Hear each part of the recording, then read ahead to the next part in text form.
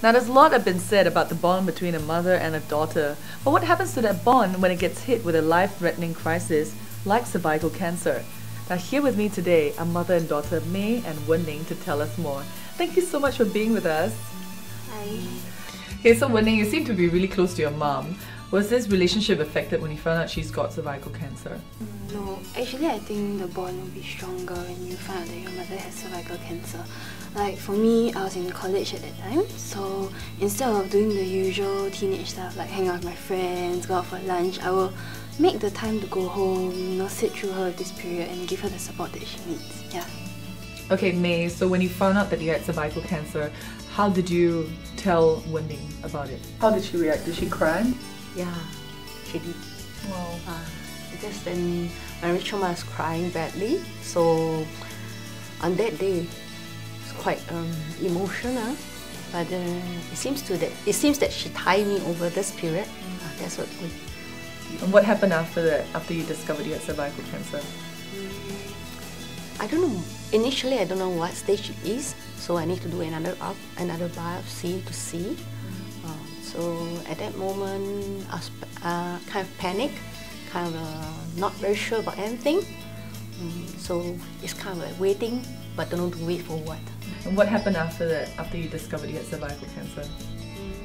Yeah, after the first time, the second one is a comb biopsy, which Ning and my son went with me to the doctor.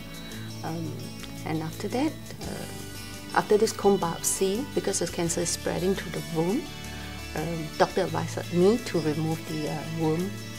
There's the final one, which I did it on August 2008. Because of this, for this time when as I tell you, I feel very uncertain, and I'm very thankful that Ning and my son did work with me, and let me feel at ease. I feel great. And you, Ning, throughout this whole process, that whatever your mom went through, did it for a split second at any point cross your mind that you might have cervical cancer as well?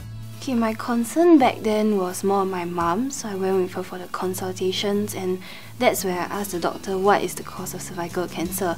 So he mentioned that it's caused by a virus, it's not hereditary.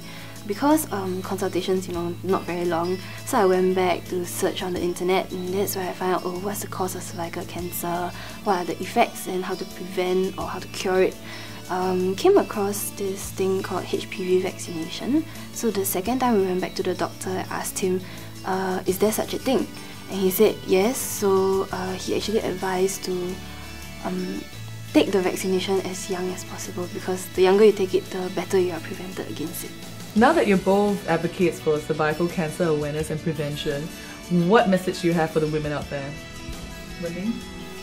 I think most importantly, you have to go for your pap smears when you're sexually active to make sure that, even though they say like frequently, but your frequently can't be like 3 years or 4 years, it's best to go like yearly so that you screen early. There's also the HPV screening and the vaccine. It'll be good if people can get vaccinated. It's like lifetime insurance. And of course, I think you should find out more about these kind of things, because this is very common in Singapore, cervical cancer, and it's actually a preventable cancer, so you should find out how to protect yourself as a woman. Yeah. How about mommy? For me, it's I think, this thing really come to me as a shock. I advise people to really, find out more about this, and as what women say, do your pap smear every year, and also do your vaccine. Also visit the website pocc.sg to find out more about this cervical cancer. Thanks. Thank you so much, May. Thank you so much, Ning. You both are amazing, and you've both been a very big inspiration to all the women in Singapore. Thank you so much for talking to us. Thank you.